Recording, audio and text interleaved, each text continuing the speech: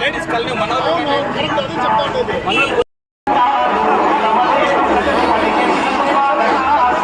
ముందు వీడియో తీసుకుంటా.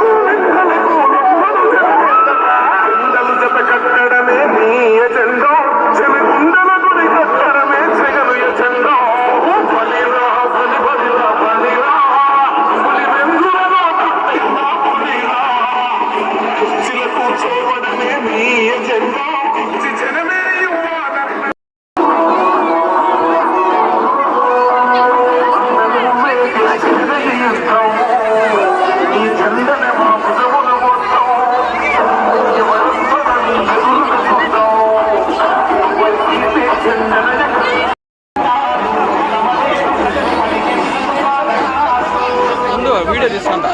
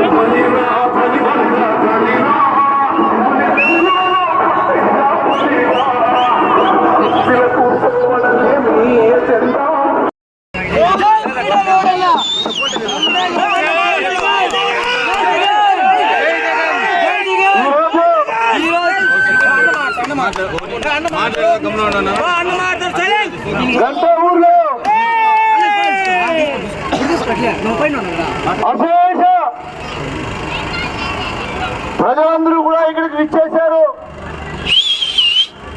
ఈ జన సముద్రాన్ని చూస్తూ ఉంటే జై జగన్ వైఎస్ఆర్ కాంగ్రెస్ పార్టీ జెండా ఎగిరిపోయిందని కనిపిస్తుంది. ఈరోజు ఎన్నికల ప్రచార భాగంలో ఇక్కడికి విచ్చేసేందుకు స్థానికంగా ఉన్నటువంటి జాఫర్ గారు, బాబన్న, అదేవిధంగా మున్నాబాయ్, అదేవిధంగా లోకేష్, అదేవిధంగా మహేష్, అదేవిధంగా చాలా మంది మళ్ళీ దయచేసి మళ్ళీ మా పేర్లు చెప్పలేం, మీ పేర్లు చెప్పలేం, దయచేసి ఎవరు అలాగే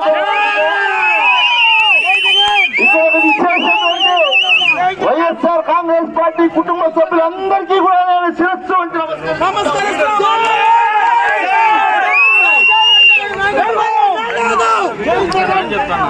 ఈ రోజు మీ అందరికీ కూడా అక్క చెల్లెమ్మలకు, అవ్వతాతలకు, యువతకు నేను తెలియపరిచేది ఒక్కటే, మీరందరూ కూడా గమనించండి. జరిగిన 5 సంవత్సరాల పరిపాలనలో, జరిగిన ఈ 5 సంవత్సరాల జగనన్న పరిపాలనలో మిమ్మల్ని అడుగుతా ఉన్నా, మీకు మంచి జరిగిందా లేదా అని అడుగుతా ఉన్నా అక్క, మిమ్మల్ని అందరికీ జరిగిందా లేదా? ఈ రోజు ప్రతిపక్షం వాళ్ళు ఎన్నికల కోసం ఓట్లు అడుక్కునేదానికి ఊర్లలోకి వస్తా ఉన్నారు. వాళ్ళు వచ్చి మేము అధికారంలోకి వస్తే ఏమో చేస్తామని చెప్తా ఉన్నారు. వాళ్ళు అధికారంలో ఉన్నప్పుడు నువ్వు మంత్రిగా ఉన్నప్పుడు ఏం చేశావని అడుగుతా ఉన్నారని ఈ రోజు మిమ్మల్ని కూడా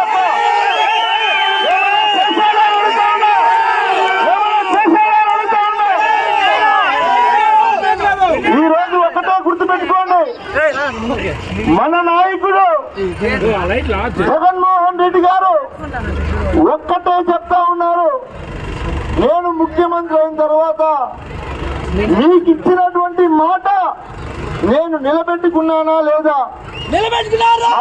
ఒక్క నిమిషం తమ్ముడు, ఒక్క మాట చెప్తానమ్మా. అవ్వ తాత పెన్షన్ దగ్గర నుంచి చిన్నపిల్లల స్కూల్కి వెళ్ళే పిల్లల దగ్గర వరకు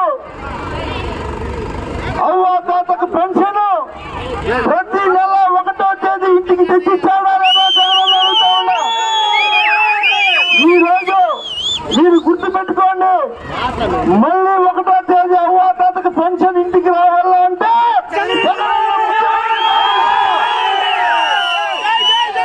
పొరపాటున చంద్రబాబు నాయుడు లేదా తెలుగుదేశం నాయకులు చెప్పే మాయ మాటలు నమ్మితే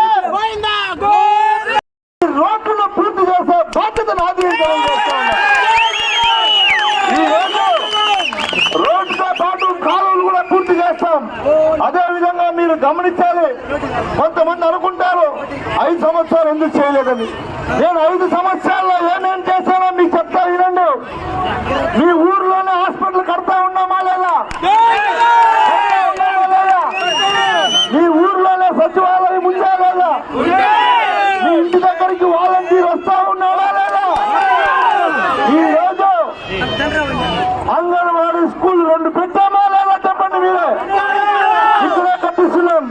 అదే విధంగా మీరందరూ గమనించండి, పలమనేరు పట్టణంలో మీరందరూ కూడా నేను ఎమ్మెల్యే కాకముందు ఎప్పుడైనా ప్రభుత్వ ఆసుపత్రికి పోయిందా? ఉండండి, ప్రభుత్వ ఆసుపత్రి చూశారు కదా, మన గవర్నమెంట్ హాస్పిటల్ నేను ఎమ్మెల్యే కాకముందు ఎట్లా ఉండింది, ఈ రోజు ఎట్లా ఉంది? ఈ రోజు ఇన్ని మాయ మాటలు చెప్తా ఉన్నారే. మంత్రిగా ఉన్నప్పుడు ఏమన్నా 100 పడకల ఆసుపత్రి కట్టారా? అడుగుతా ఉన్నా. ఈ రోజు మీరు నన్ను ఆశీర్వదించి ఓట్లేసి గెలిపిస్తే 100 పడకల ఆసుపత్రి పూర్తి చేసి పూర్తి వసతులతో ఈ రోజు వైద్యం అందిస్తా ఉన్నామా లేదా అడుగుతా ఉన్నా. ఒకటి గుర్తుపెట్టుకోండి, ముఖ్యంగా మనం హిందూ ముస్లింలందరూ కూడా బాయిగా ఉంటున్నటువంటి ఈ దేశంలో అందరూ కూడా మనం అన్నదమ్ములాగా కలిసిమెలిసి ఈ దేశంలో కులాల వారిగా మతాల వారిగా చుచ్చు పెడతా ఉన్నారు తెలుగుదేశం వాళ్ళు. మరీ ఘోరం ఏమంటే పెండ్లామ్మగుడికి కూడా గొడవలు పెడతామని ఇప్పుడు ఎలక్షన్ వచ్చిందని. ఇంట్లో అన్నదమ్ములు ఉంటే వాళ్ళకు కూడా గొడవలు పెడతా ఉన్నారు. ఒక్కటే గుర్తుపెట్టుకోండి, వైఎస్ఆర్ కాంగ్రెస్ పార్టీలో ఉండే కుటుంబ సభ్యులందరూ కూడా ఇది గమనించండి. కొంతమంది తెలుగుదేశం నాయకులు ఎమ్మెల్యే మీకేం చేస్తున్నాడు, మీరు వచ్చేయండి మా పార్టీలోకి. నేను అడుగుతా ఉన్నా, మీరు మంత్రిగా ఉన్నప్పుడు ఎవరికేమి చేసినారు చెప్పండి. నేను ఈ రోజు చిత్తశుద్ధిగా పనిచేసి ప్రజలకు అందాల్సినటువంటి ప్రతి సంక్షేమ పథకం నేరుగా మీ అకౌంట్ లోకి వస్తా ఉందా లేదా? ఇక్కడ ఏమైనా జన్మభూమి కమిటీ పెట్టి తెలుగుదేశం వాళ్ళకే చేయాలా లేదంటే చేయకూడదు అని ఏమైనా ఎప్పుడైనా మేము చెప్పామని అడుగుతా ఉన్నా. అమ్మా, మీరు గుర్తు పెట్టుకోండి, మళ్ళీ జగనన్న గాన ముఖ్యమంత్రి కాకపోతే మీరు గుర్తు పెట్టుకోండి, 2014 నుంచి 2019 వరకు మీరు పడినటువంటి కష్టాలు గుర్తున్నాయని అడుగుతా ఉన్నా. డ్వాక్రా సంఘాల్లో ఉండే మహిళలందరూ గుర్తు పెట్టుకోండి, 2014లో చంద్రబాబు నాయుడు ఒక మాట చెప్పాడు మీ అందరికీ, మీరు కానీ నాకు ఓటేస్తే మీ డ్వాక్రా సంఘాల్లో ఉండే అప్పంతా రుణమాఫీ చేస్తానని చెప్పాడా లేదా అక్క అడుగుతా ఉన్నా. చెప్పాడా లేదా అమ్మా? చెప్పాడా లేదా? ఎవరికైనా ఒక్కరికైనా చేశాడా డ్వాక్రా రుణమాఫీ? చేశాడా అక్క?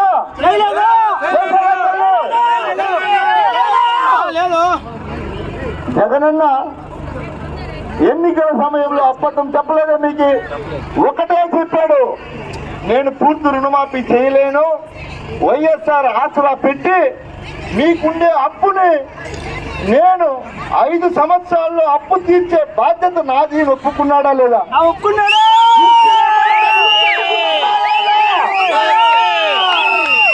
ఇచ్చిన మాట నిలబెట్టుకున్నాడా లేదా? ఈ రోజు మీరు నమ్మాల్సింది ఒకటే ఒకటి, చెప్పిన మాట నిలబెట్టుకున్నాడైతే జగన్మోహన్ రెడ్డి గారు, చెప్పిన మాట తప్పినాడైతే చంద్రబాబు నాయుడు గారు. ఇప్పుడు మీరు చెప్పండి, ఎవరికి ఓటేయాలి?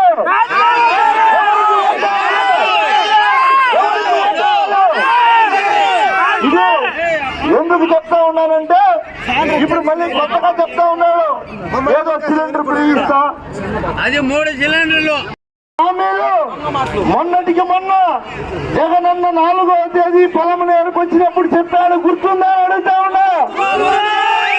ఎన్నికలప్పుడు ఏం చెప్పాడు చంద్రబాబు నాయుడు? అక్క చెల్లెల్లారా, మీరు కుదువ పెట్టిండే బంగారము తీసుకొచ్చి మీ బీరువాలో పెడతామని చెప్పాడు కదా, చెప్పాడా లేదా? ఎవరికైనా ఇచ్చాడా?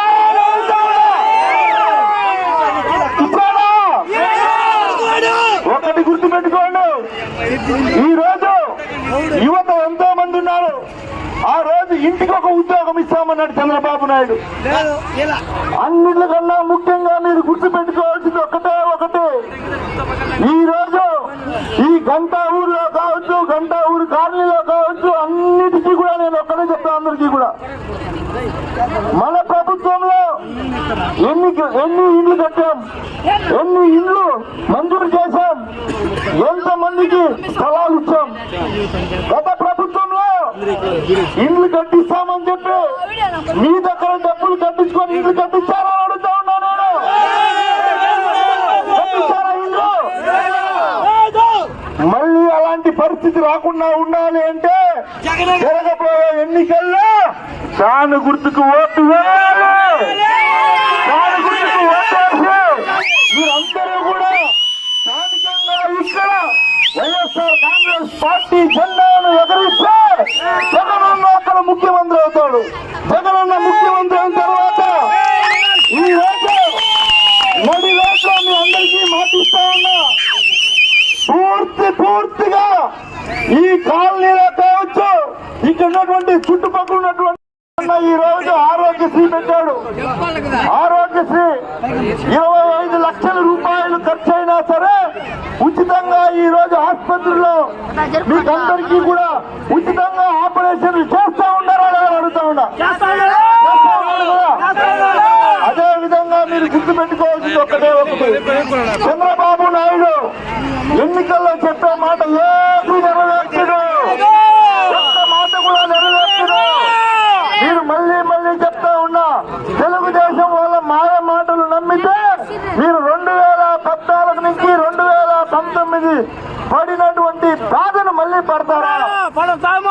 మీకు ఆ బాధ కావాలా? ఈ జగనన్న పాలనలో మీరున్నటువంటి సుఖ సంతోషాలు కావాలని అడుగుతాను మిమ్మల్ని. అడుగుతాను మిమ్మల్ని నేను. ఈ రోజు ఒక్కటే గుర్తుపెట్టుకోండి, ఈ రాష్ట్రంలో జగనన్న ధైర్యంగా ఒక్కటే చెప్తా ఉన్నాడు, అది పాట రూపంలో కూడా చెప్పాడు. ఇచ్చిన మాట తప్పిన మాట. ఇదిగో కదా, ఇచ్చిన మాట తప్పితే మాకు ఓటేయొద్దండి అని చెప్పాడు. అమ్మా, మీకు ఇచ్చినటువంటి మాట తప్పితే మాకు ఓటేయొద్దండి అని జగనన్న చెప్పినాడు. ఇచ్చిన మాట తప్పితే నాకు ఓటేయొద్దండి అన్నాడు. మీకు మంచి జరిగింటేనే నాకు ఓటేయండి అన్నాడు. చంద్రబాబు నాయుడు ఈ రోజు అడిగే దమ్ముందా? అట్లని మంచి చేశాను, అంతకన్నా ఎక్కువ మంచి చేస్తాను, మీరు నాకు ఓటేయండి అని అడిగే దమ్ము చంద్రబాబు నాయుడు కావచ్చు, ఇక్కడ ఉన్నటువంటి మాజీ మంత్రి కావచ్చు, ఉందా అని అడుగుతా ఉన్నా. లేదు. కాబట్టి ప్రజలందరూ మీరు గమనించండి, ఈ మధ్య కాలంలో తెలుగుదేశం వాళ్ళు అనేక అబద్ధాలు చెప్తూ ఉన్నారు. ఏమి అంటే, ఎవరైనా ఏదైనా కష్టం ఉంది అంటే ఇంకెన్ని రోజులు, ఒక 15 రోజులు మా ప్రభుత్వం వస్తుంది చేసిస్తామని. అది వాళ్ళ కళ. చంద్రబాబు నాయుడు ఇదే చివరి ఎన్నికల్లో, ఎందుకంటే చంద్రబాబు నాయుడు కుప్పంలోనే ఓడిపోతాడు ఈసారి, గుర్తుపెట్టుకోండి. చంద్రబాబు నాయుడు కుప్పంలోనే ఓడిపోతా ఉన్నాడు. ఖచ్చితంగా జగనన్న మళ్ళీ ముఖ్యమంత్రి అవుతా ఉన్నాడు. రానున్న రోజుల్లో ఏదైతే జగనన్న చెప్పాడో, అమ్మ ఒడిని పెంచి మళ్ళీ 17,000 ఇస్తామన్నాడు. అదే విధంగా మీకున్నటువంటి పథకాలన్నీ కూడా కంటిన్యూ చేస్తామని చెప్పాడు. చేయూత 75,000 ఇస్తామని 18,500 ఉండేదాన్ని 1.5 లక్ష చేశాడు. ఈ రోజు 75,000 నుంచి 1.5 లక్ష చేశాడు. ఒక్క రూపాయి డబ్బులైనా మీరు ఎవరికైనా లంచం ఇచ్చారా అని అడుగుతా ఉన్నా. అడుగుతా ఉన్నా, అకౌంట్ లోకి వచ్చిందా లేదా? ఎప్పుడైనా సరే చంద్రబాబు నాయుడు ముఖ్యమంత్రిగా ఉన్నప్పుడు ఎవరి అకౌంట్ లో కన్నా ఒక్క రూపాయి వచ్చిందా అని అడుగుతా ఉన్నా. తల్లి, వచ్చిందా? ఒకటి గుర్తుపెట్టుకోండి. చివరిగా మీకు చెప్పేది ఒకటే, మీరందరూ కూడా చదువుకున్న వాళ్ళు, ఎంతో కష్టపడి మీ కష్టాజితంతో బతుకుతున్నటువంటి వారు, మీ బ్యాంక్ స్టేట్మెంట్ ఎత్తుకోండి. ఫస్ట్ మీ బ్యాంక్ స్టేట్మెంట్ 2014 నుంచి 2024 వరకు బ్యాంక్ స్టేట్మెంట్ ఎత్తుకోండి. ఆ బ్యాంక్ స్టేట్మెంట్ లో చంద్రబాబు నాయుడు ఉన్నప్పుడు 5 సంవత్సరాలు మీ బ్యాంక్ అకౌంట్ లో ఎంత డబ్బులు పడిందో చెక్ చేయండి. జగన్మోహన్ రెడ్డి గారు ముఖ్యమంత్రి అయిన తర్వాత మీ బ్యాంక్ అకౌంట్ లో డబ్బులు ఎంత పడిందో చూసుకోండి. మీకు మంచి జరిగింటేనే మాకు ఓటేయండి. అడిగేది, మీకు మంచి జరిగింటేనే మాకు ఓటేయండి. కాబట్టి ఎవరు ఏం చెప్పినా నమ్మద్దు. నేను చెప్పే మాట కూడా నమ్మద్దు. నేను చెప్తా ఉండగా బ్యాంక్ బుక్ తీసుకో, బ్యాంక్ పాస్ బుక్ తీసుకో. నీకు మంచి జరిగింటే చంద్రబాబు నాయుడు హయాంలో కన్నా జగన్మోహన్ రెడ్డి గారు ముఖ్యమంత్రి అయిన తర్వాత మీ బ్యాంక్ అకౌంట్ లో ఎక్కువ డబ్బులు పడి ఉంటేనే మీరు మాకు ఓటేయండి. నాయనే కదక్క నేను అడిగేది. కాబట్టి మిమ్మల్ని అందరినీ కోరుకునేది ఒక్కటే, జరగబోయే ఎన్నికలు 13వ తేదీ జరగబోతున్నాయి. మీ అమూల్యమైనటువంటి ఓటు 2వ నెంబరు ఫ్యాన్ గుర్తు పైన ఓటేసి నన్ను 4వ నెంబరు ఎంపీగా రెడ్డప్పను